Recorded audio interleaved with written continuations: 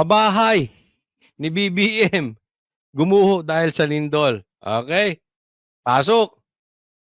Tanong ko lang ulit kung meron na tayong figures. Eto, hindi ko kilala tong babae na to, pero ang galing magtanong nito, ha? Mismo. Dapat itong nasa Netherlands eh. Kasi yung ibang, yung iba, hindi ko man nilalahat, pero yung ibang mga newscaster ng bias media dyan sa Netherlands, hindi marunong magtanong. Oo, gayaan nyo tong babae to. Hindi ko to kilala, promise ha, pero ang galing magtanong. Oh. Pakinggan nyo ang tanong niya. Ilan na po yung housing units na nai-distribute na ng BBM administration sa ilalim po ng 4PH, ito yung pambansang pabahay para sa pamilyang Pilipino program ng administrasyon. Ang ganda ng tanong, no? Ang tanong, ilan na po? Ilan? Tanong ha, ilan? I-specific po. Ilan na yung pabahay na distribute ni BBM doon sa kanyang programa? Ilan na po, BBM? Okay? Siyempre, si BBM, duwag sumagot. O, Claire, ikaw ulit ang sumagot. Administrasyon. So, kung meron po tayong estimate, mga ilang milyon po ito. Mga estimate, ilang milyon na po. Kasi tatandaan nyo, pangako ni BBM, 1 million na pabahay kada taon. So nakakatatlong taon na siya. More or less, dapat nasa 3 milyon na yung pabahay. So more or less, Claire, ilan na yung na-distribute ng amo mo? Ito. Wala pa po siyang... Wala pa! Wah! Comedy ka talaga. Ay, daanin mo na lang sa contact lens. Wala pa? Wala pa. Anong wala pa? Ayusin mo. Masisisanti ka dyan. Balik vlogger ka. Baka mamaya, pagkatapos ng administrasyon ng bossing mo, disbar ka na rin. So talagang vlogger ang kalalabasan mo. Naku, ayusin mo. Anong wala pa? Wala pa. Pa po siyang milyon. Wala pa pong 1 milyon. Ilan? Sabihin mo. Kasi dapat 3 milyon na yan. Ilan ba? 1? 2? 3? 100? 500? 1,000? 100,000? O wala talaga? Wala pang na-distribute si BBM na pabahay. Yung totoo lang, Claire. Ayusin mo yan. Ayusin mo. Sagutin mo. Tingnan mo kung hindi ka fake news. Huwag kang basa ng basa dyan sa mga binabasa mo dyan. Harapin nyo kami. Ganyan kayo kung makapagano, kala nyo ang gagagaling ninyo eh. Di ba kung makapangbigisa ito, kala mo ang gagaling ng grupo niya. Kala mo, pag pinakinggan mo to si Claire, akala mo, santo si Marcos. Kala mo hindi nakakagawa ng kasalanan. Kulang na lang, himurin yung ano eh. Ganon. Himurin yung sinuka ni BBM, gano'n eh. Ganyan katindi, pasensya na po sa kumakain. Alam ko nandidiri kayo. Talagang nakakadiri. Gawin mo ba namang bossing si Marcos? Mawawalan ka talaga ng paninindigan. Ilan? Claire, ayusin mo. Sa loob po ng 3 taon sa pwesto ng Pangulong Marcos. Talagang diniin, no? Ganyan magtanong. Sa SME na, ganyan ang tanungan namin. Didiin ka namin.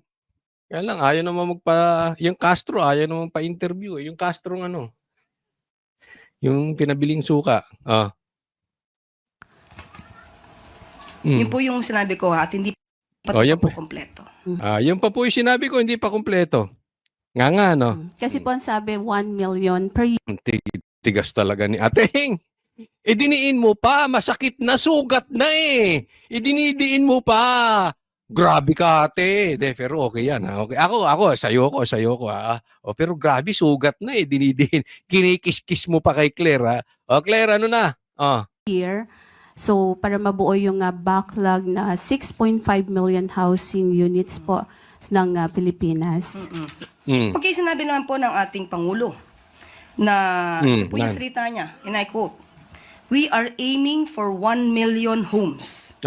We are aiming. Yan ang sinasabi niya na sinabi daw ni Marcos. Tingnan nyo kung totoo o fake news tong babae na ito. Ano sabi? We are aiming for 6 million homes 1 million low-cost and socialized homes a year. a year. It is an ambitious number, It is an ambitious number. but we will try Mhm. very, very hard. We will try very, very hard. Unang tanong, sa tingin ninyo, si Marcos is trying very, very, very hard? O he's trying very, very, very hard na paalisin sa bansang Pilipinas ang mga Duterte? Nakita nyo yung efforts ng gobyerno ilubog ang Duterte compared dun sa efforts ni Marcos na matupad man lang kahit kalahati nung pangako niya na 1 milyon kada taon. Okay na eh. Ang ganda nung pangako, basta totoo. Basta umabot man lang sana ng kalahati. Parang yung sinasabi niya na ang bigas ay gagawing 20 pesos. Sana man lang kahit umabot ng kalahati, 40. Magkano bigas ngayon? 60, 65, 70. Malayo sa katotohanan eh. Iba yung nag-fail, iba yung hindi mo ginagawa. Kasi kung nag-fail ka, kahit papano, meron kang production, hindi mo man tinamaan. Bigyan ko kayo magandang halimbawa. Yung drug war ni Tatay Digong, sabi niya uubusin niya. Hindi niya naubos, di ba?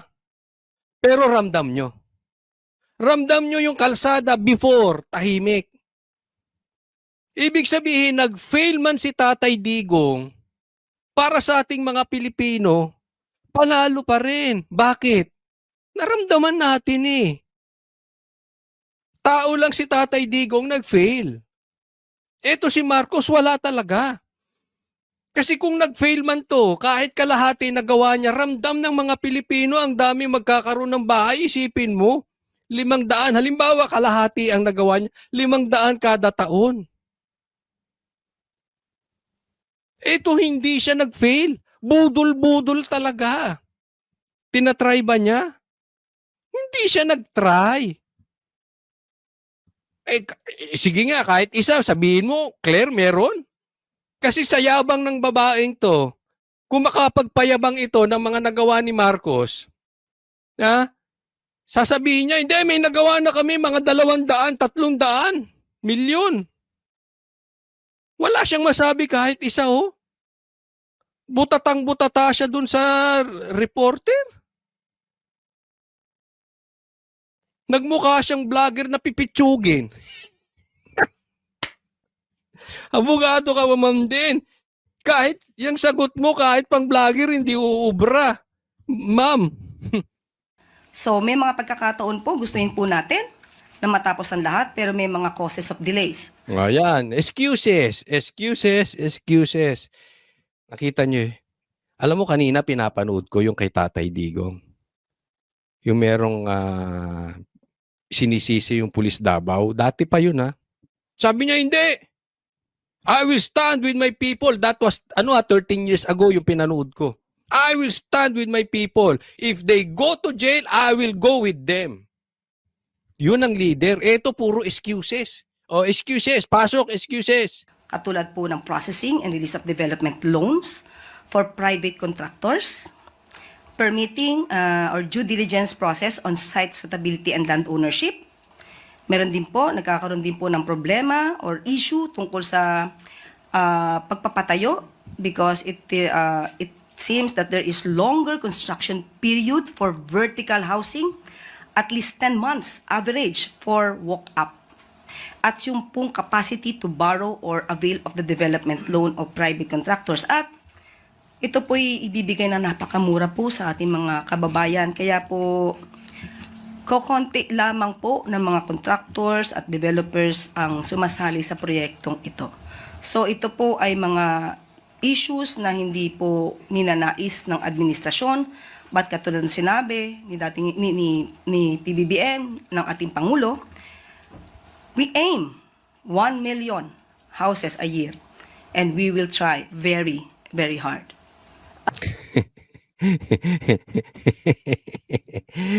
Kita nyo? Parang yung ex nyo. Ano yung ex nyo? Lahat na lang sinisi, except siya. Lahat mali na lang nila. Mali mo, mali nyo, mali nyo, mali nyo, mali nyo lahat. Nakita nyo yung difference ni PRRD? Tapos, nililigtas yung sarili, lahat mali. May kasi ito. Hindi, wala kang nakitang admission. Alam nyo kung ba't hindi naaayos ang buhay nito si BBM? Yung kanyang political, na walang admittance ng pagkakamali. Wala akong katiwa-tiwala sa taong hindi marunong tumingin ng pagkakamali kasi hindi matututo. Pwedeng sinabi, ito kasi problema namin, ito problema namin. Pero on our part, nagkamali ako kasi nag-overpromise ako, but ito gagawin namin. Ito lalantarin namin. Pag hindi, may plano. Hindi yung we will try very, very hard. Ano yun? Generic na naman. Narinig na namin yan eh. Yung magkakaisa, may unit team. Niloloko nyo kami. Wala kayong plano. Wala kayong pagbabago. Wala kayong admittance ng pagkakamali. O, tingnan nyo. Ano sinabi ni Marcos? Try very, very hard.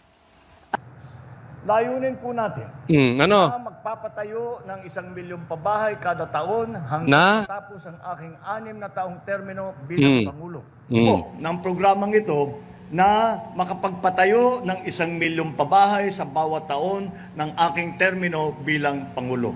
Titinan nyo. Niloloko tayo ng tao na ito. Niloloko tayo ng 7 presidente ninyo. Di ba?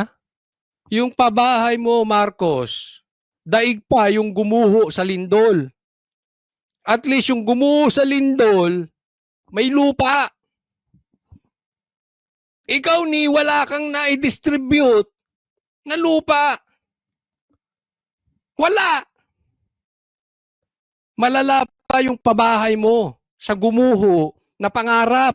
Pambihira ito si Ito si Marcos talaga. Wala na itong ipinangako sa Pilipino na kahit man lang sana 10%, 15%, 20%, 50% natupad. Okay na eh. Wala Niloloko. Ay, pambihira. Alam ko na ito ay isang malaking hamon. Ngunit buo ang tiwala ko na hindi ito imposible. Ako, ito pangako ni BBM. Ito, sa aking opinion lang ito. Ewan ko sa inyo. Lagay nyo kung tama yung opinion ko. Parang pangako ng adik. Hindi. Siguro naman lahat tayo kung merong naging kaibigang adik or may kamag-anak na adik or merong naging katrabahong adik. Lahat tayo siguro may experience sa isang adik. Ganito mga ako, ay di ba? Pag nangako talagang parang suntok sa buwan. At pambira para tayong usapang lasing nito eh. Di ba pag ganyan kayo magbato-tropa, pag nagiinom kayo, ang dami nyo sinasabi, walang natutupad, ganito, ito malala. Napakadami. Ang tataas ng pangarap. Parang yung kaibigan nating adik. Kaibigan yung adik. Ganito naalala ko, yung kaibigan kong adik, kaya lang patay na yun, naawa nga ako eh. Ito, true story to Uulitin ko, naikwento ko na dito, pero doon sa mga hindi nakakalam. Yung kaibigan kong adik na yon, for some time, nung panahon ni Duterte, taga Mindoro ito, hindi namin nakikita. Nagtago yan, totoo. Yung mga kaibigan kong nanunood, alam nila yung tinutukoy namin. Nagtago yan, hindi namin nakita dahil talagang natakot kay PRRD. Pagkatapos ng termino, bumalik ng Mindoro, San Jose. After a few months o after a year, patay. Bakit? Overdose. Pagkatapos ng termino ni Duterte, bumalik sa droga. Totoo yan, hindi po yan. Hindi po yan fake news, hindi ko gawa-gawa yan. Hmm. Hindi ko papahiya syempre yung kaibigan ko. Pero pag pinatawag ako sa Congress, sasabihin ko sa executive session, "Uy, may ganon, may ganon." Pero sasabihin, totoo yan eh. Kaya kong patunayan yun. Di ba? Eh, pambihira, oh. Naalala ko yung mga pangako nung parang ganito. Hindi ko pinagbibintang ang adik si Marcos. Wala naman sa itsura niyang adik, di ba? Hoy, magbulahan tayo dito. Sige. 1 million homes a day, a year. 1 million homes a year. Mga ilang milyon po ito? Wala pa po siyang milyon. Mm. Ah, Hindi niya masagot. Basta wala pa 1,000,000. So yung 0 is wala pang 1,000,000. O kaya baka may nabigyan silang isa, may isa. Wala pa 1,000,000 yun. sa loob po ng 3 taon sa pwesto ng Pangulong Marcos. Yun po yung sinabi ko at hindi pa po kompleto. Basag ka, Claire, no? Maraming salamat. Nakuha ko tong video na to kay Bob PH. Napakagaling nung pagkakaano mo dito. Ang lupit mo, ang lupit nyo. 'Di ba? O next topic po tayo. Eto naman, pag-usapan natin, mas lalala pa ang gutom ng mga Pilipino sa panahon ni Marcos. Okay? Eto, tingnan po natin, ha. Nakuha ko po ito sa post sa Facebook ni Sas.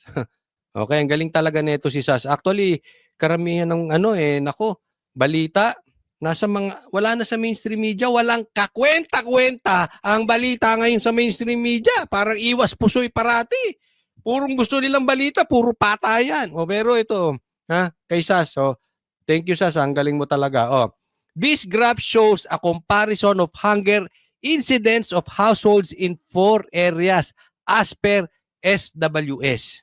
Okay? Hindi po Duterte ang SWS. Alam nyong lahat yan. Okay? SWS. Kayo na humusga kung kanino yan. This shows the level of hunger during the 3rd March of each president. Okay? Ito yung pangatlong taon sa buwan ng March. Pangatlong taon sa buwan ng March. Bakit po? Very important yan sa usapin. Ito po yung papasok tayo sa midterm election. Okay? March is SWS last survey before the midterm elections. Bahala na po kayo mag-judge. Yan ang sabi ni Sas. Okay? Eto, tingnan natin. Yung dilaw, dun sa mga dilawang tae, eto yung panahon ni Pinoy. Yung green, panahon ni Tatay Digong. Yung pula, panahon ng rebelde. Panahon ni BBM. Okay? Ilan ang hunger percentage nung panahon ni Pinoy sa NCR? 21.7%. Ng panahon ni PRRD, 11.7%. Diba?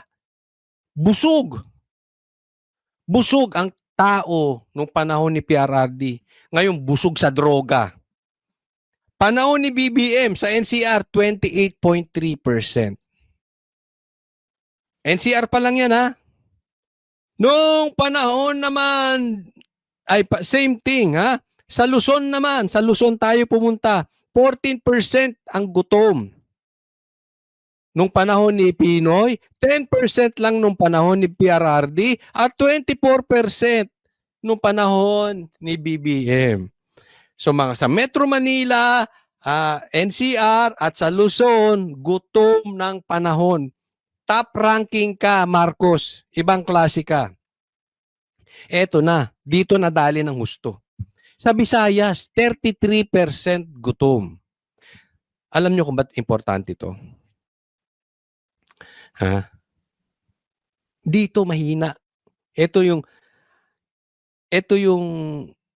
posibleng balwarte ng mga Duterte. Gutom na. 33% gutom nung panahon ni Marcos. 15% lang nung panahon ni Ninoy at 10% lang ng panahon ni PRRD.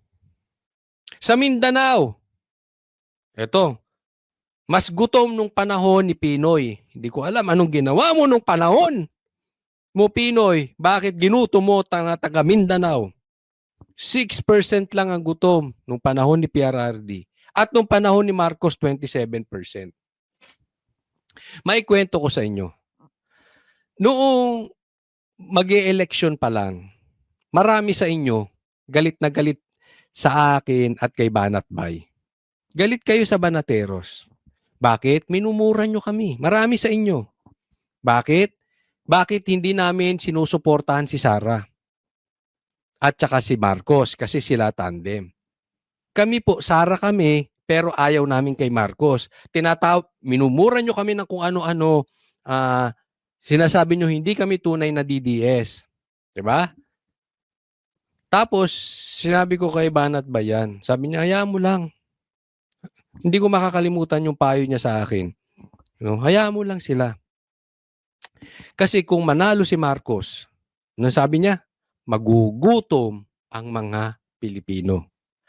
Pag nagutom yung mga Pilipino, yung mga nagmumura sa atin, magiging kakampi natin. At ang mumurahin nila, hindi na tayo. Si BBM na.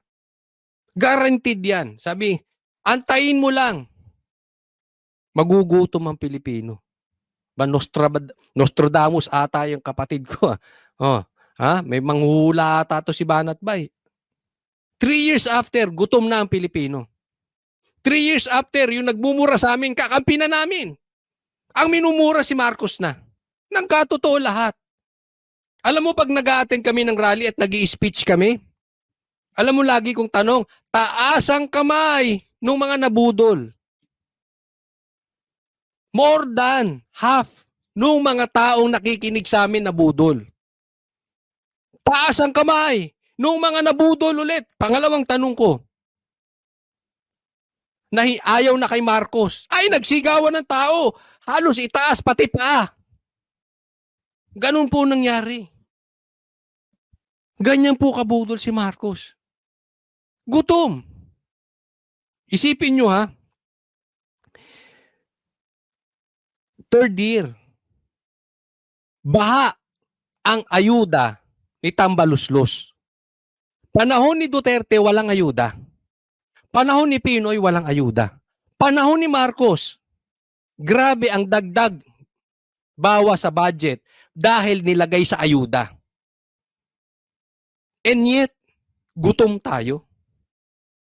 Saan napupunta yung ayuda? Sa bibig ba ng mahihirap o sa bibig ng mga kabit ninyong mga animal kayo? Di ba? Hindi ko maidikit. Kung kailan may panahon ng ayuda, mas lalong nagutom ang mga Pilipino. Saan nyo dinadala yung mga, mamaya i-discuss ko sa inyo, yung mga inuutang nitong si Marcos? Saan nyo dinadala tong ayuda? Nagugutom pa.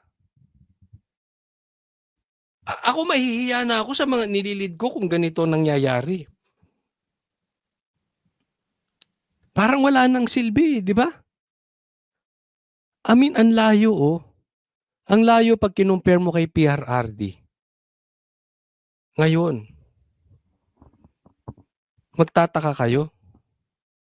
Kayo mga bashers, hindi ba kayo nag-iisip?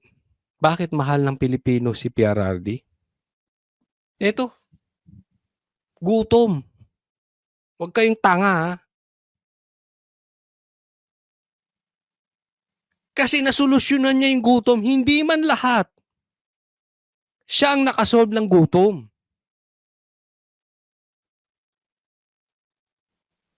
Parang tao nyo. Kung kayo may negosyo, kung yung mga tao nyo gutom, mumurahin ka niyan. Kung yung tao mo busog, naaalagaan, mamahalin ka niyan. Ganyan lang po eh. Bakit? Being a leader, alam mo, malaking trabaho ng leader. Binigay sa'yo ng Diyos yan eh. Ikaw ang nilagay dyan para tulungan mo yung tao mo. Hindi gutom. yung blessing kumakalat sa paligid. Pag kumakalat ang blessing sa paligid, alam mo, naalala ko yung sinabi ni Pastor Kibuloy eh. May pera Pilipinas eh. Mayaman. Kaya sinasabi niya yung mga proyektong gagawin niya, akala nyo mahirap gawin? Tingnan mo kung anong nakukuha nitong mga nasa kamera. Magkano pera? Computein mo itong mga sinasabi ko, wala pa sa kalahati. Ibig sabihin, kung hindi kurakot, maraming proyekto eh. Tingnan mo yung nagawa ni Pastor Kibuloy sa Kingdom, sa KOJC. Bakit ganun kaganda? Hindi kinukurakot yung pera eh. Meron po tayong pera. Ang problema, hindi marunong yung leader natin. Nagtataka naman kasi ako sa inyong mga Pilipino. Hindi ko po kayo sinisisi ha. Nakatikim na tayo ng maayos kay PRRD. Sana naman natuto na tayo na gusto natin yung ala PRRD. Pero wala tayong sisihan, okay? Magkakasama na tayo ngayon. Basta binabanggit ko lang po sa inyo, ha? Huwag na po tayong magpabudol, okay? Sana suportahan natin ng straight PDP kasi ako naniniwala ako, yung gutom ng Pilipino lalala pa. Bakit? Meron ba silang proyekto? Meron silang significant na ginagawa para mawala ang gutom ng Pilipino? Look at their efforts kung paano nila idiin ang Duterte. Kung ganyang katikas yung mga leader ni PRRD, parang si Torre, yung paano kinidnap si Tatay Digong papuntang Netherlands. Kung ganyan sana katikas, yung gagawin lahat, maalis lang ang gutom ng Pilipinas. Minamahal sana ng taong bayan to si BBM, pero hindi. Yung efforts nila sa pabahay, sa gutom, sa pagsugpo sa krimen, wala. Kita nyo, full effort sila pagdating. Ipitin ng Duterte, ipitin ng mga vloggers ng Duterte. Next topic po tayo. Ito, BBM. Malapit nang ilaglag si Torre. Ba't ko nasabi yan ito? Tingnan ninyo, ha? Excuse me po.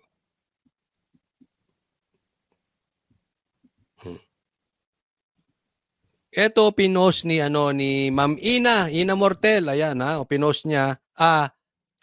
Shinare niya, nakita ko. Dahil ito pinost ni Edwin Zamora. Hindi ko po siya kilala pero ang ganda ng pagkakapost mo dito, Edwin Zamora. Shoutout sa iyo at Ina Mortel. Sabi niya, you never know who to trust. Tingnan mo. Pinagamit na lahat ni Pastor Kibuloy ang jet plane, helicopter, SMNI sa campaign ni Junior. In the end, siya pa tinuklaw. Let this be a lesson, mga kids. Maganda yan. Isipin mo ito. Alam ko yung lugar na yan eh. Kasama ni Pastor Kibuloy si BBM. Yung nasa baba, sa your lower left ng picture, yan yung hangar. Sa likod po yan, kung saan, ang likod din yan, airport na. Andyan yung mga jet plane, helicopter, mga big bike ng KOJC at ni Pastor Kibuloy. Yan, nakita po namin yan in person. Pinakita sa amin, hindi tinago. Andyan sila. Pinagamit yan ni Pastor Kibuloy kay BBM. May magkausap sila.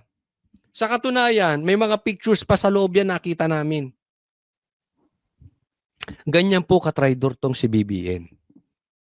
Kaya ikaw, Torre, huwag mong isipin. Kasi na hindi ka ilalaglag ni BBM, isipin mo kung ano ang laking naitulong ni Pastor Kibuloy kay Marcos. And yet, nilaglag siya. Isipin mo, wala ka sa kalingkingan ng naitulong ni Pastor Kibuloy kay BBM.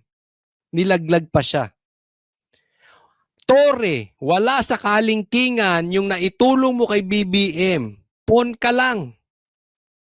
Pon. Utusan ka lang niya. Eto, sila Pastor Kibuloy, malaki talaga na itulong. Si BP Sara, Ang laki ng naitulong kay BBM. Trinidor pa. Malaki ha. Si BBM hindi magiging presidente yan if not for Vice President Sara Duterte.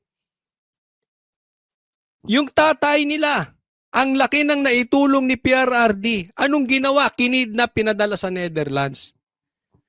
Ang laki ng pakinabang ni BBM. Even the whole family, ang laki ng pakinabang kay Tatay Digo. Anong sinukli? Kinidnap. Anong sinukli kay Pastor Kibuloy? Pinakulong. Anong sinukli kay BP Sara? Pina-impeach. Ano pang sinukli kay Pastor Kibuloy? Ginugurgur ang SMNI. Mamaya i-discuss ko po sa inyo.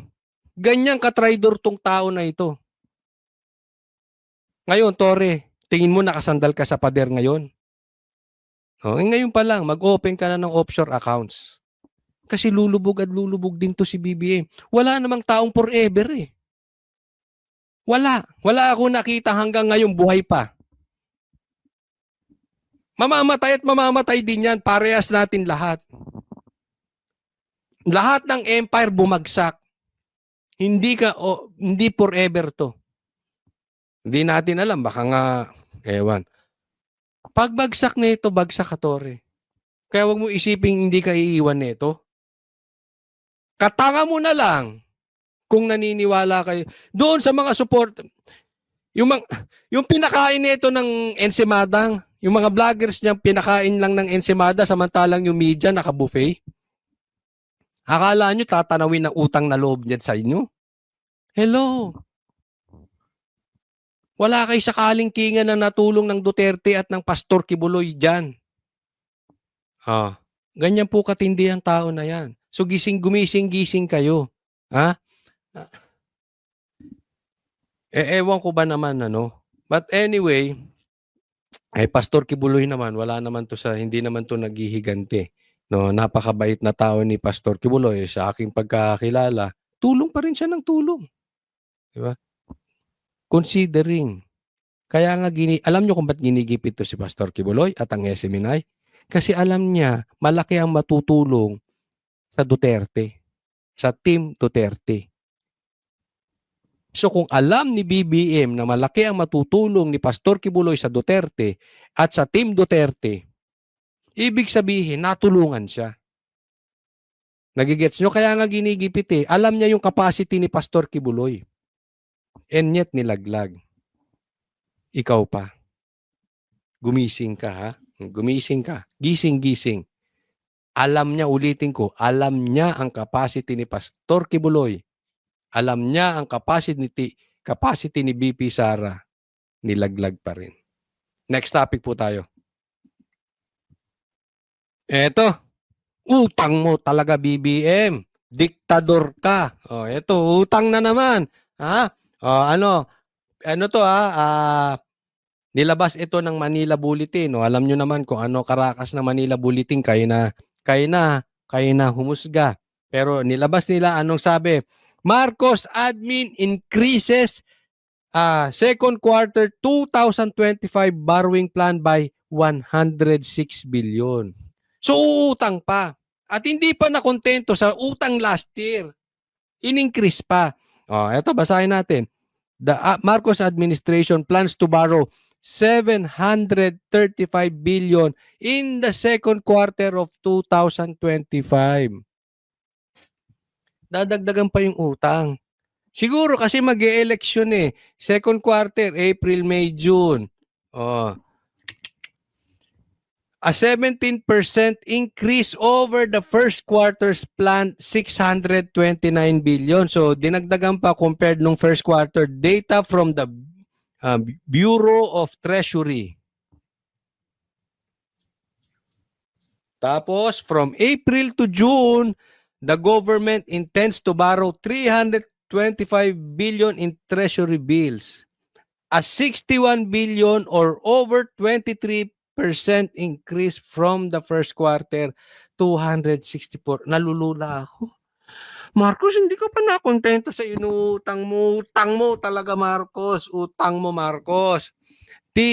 bills will comprise over 44% of the total second quarter debt offerings. Saan napupunta? Sino magbabayad niyan? Di taong bayan. Kakautang nitong mga politiko natin, lalong-lalo na to si Marcos, ini-increase pa. May ayuda, meron pa silang billion-billion projects ng flood control, wala naman nangyayari. Ito na naman, summer na naman, after summer, tagulan na naman, babaha na naman yun, linchekas na yan. O, utang, babayaran to ng apo mo, anak natin, apo natin, baka hanggang apo sa katura natin. Tapos sila team payaman, tayo team pahirap. Tapos, saan na pupunta? Saan na pupunta to? Asan ang proyekto? Kanina diniscuss natin. Pabahay. Hindi natutupad. Yung 1 million pabahay kada taon, hindi natutupad. 3 taon na wala pang 1 milyon na baka nga wala pang 3 pabahay na gagawa itong Marcos na ito. Dadagdag pa ng utang. Yung gutom ng taong bayan, diniscuss din natin, tumataas. Saan napupunta tong inuutang ni Marcos? Saan mo pa dadalhin yan? Ayaw ka pa nung utang mo nung first quarter, dadagdagan nyo pa. May ayuda. Gutom pa rin. Asan ang proyekto? May bago bang tulay? Meron bang bagong MRT? Sige nga, anong infrastructure? Ba't kailangan nating umutang ng ganito? Utang mo, Marcos. Ayusin mo itong mga hindi naman siguro fake news to Manila Bulletin. Hindi ka naman ipe-fake news dito eh. Hindi ba? Magkakakandakuba na yung mga kababayan natin kakatrabaho. Hindi man lang natin nakikita kung saan mapupunta. Alam mo, dapat silipin mo na to, Claire. Diba? AFP. Hindi nyo ba pwedeng tanungin si Marcos? Tignan muna, saan na ba napupunta itong pera ng taong ba? Patay dito si BP Sara. Alam nyo kung bakit patay si BP Sara dito? BP Sara will be the next president. That's for sure. That is for sure. Unless mamatay. Unless patayin. Okay? Pero kung buhay si BP Sara, she will be the next president. Patay siya rito. Bakit? Ubus na pera ng Pilipinas. Puro pa utang. Pambihira, sasairin nyo na. Talagang yayariin si BP Sara. Siguro gusto nila masisi ng taong bayan si BP Sara. Kaya maganda yung ganito, nilalabas na eh. Nababaon tayo. Okay lang sana kung merong gumaganda ang trabaho kasi ang daming infrastructure, gumaganda ang negosyo, dahil gumaganda ang negosyo, maraming yumayaman. So napupunta, di ba? Okay lang naman kasi yun kung halimbawa tayo, uutang ka sa bangko, dadalhin mo sa trabaho, okay lang yun, walang problema yun. Dadalhin mo sa negosyo dahil kikita ka naman. Tayo wala tayong nakikita eh. Wala tayong nakikitang resulta. Tapos ganito, dagdag pa. Ang laki na nga nang napunta. Ano to, sa election nyo na naman ba? Ako'y nagtatanong lang, Marcos, sa election na naman ba ito? Kaya kayo nagdadagdag. Ang laki na nga na inaidagdag ngayong taon na ito dahil sa ayuda na sinisisi na nga kayo ni Magalong dahil sinasabi niya gagamitin nyo sa election. Pambihira naman, Marcos. So, sana, ano to gusto ko yung babae kaninang nag-report. Sana tanungin nyo ito. Tanungin mo ito kay Claire. Kasi marunong magtanong. Alam mo yung ibang mainstream media, parang tanga magtanong. Hindi marunong magtanong dito kay Claire eh. Parang sumisip-sip pa yung mga tanong. Ganun ang tanungan. Di ba? Asa na? Asa na yung pabahay? Dapat gano'n. Tanungin mo, saan mo dadalhin tong pautang na ito? Anong plano nyo dito? Asa na yung mga pangako ni Marcos? Di ba? Huwag na natin nililigaw ang taong bayan. At yun nga mga kababayan, anong masasabi niyo sa balitang ito? Maaring ihayag ang inyong opinyon at kuro-kuro sa comment section sa ibaba. Huwag din kalimutang mag-like, mag-subscribe at mag-share sa bidyong ito. Maraming salamat sa panonood.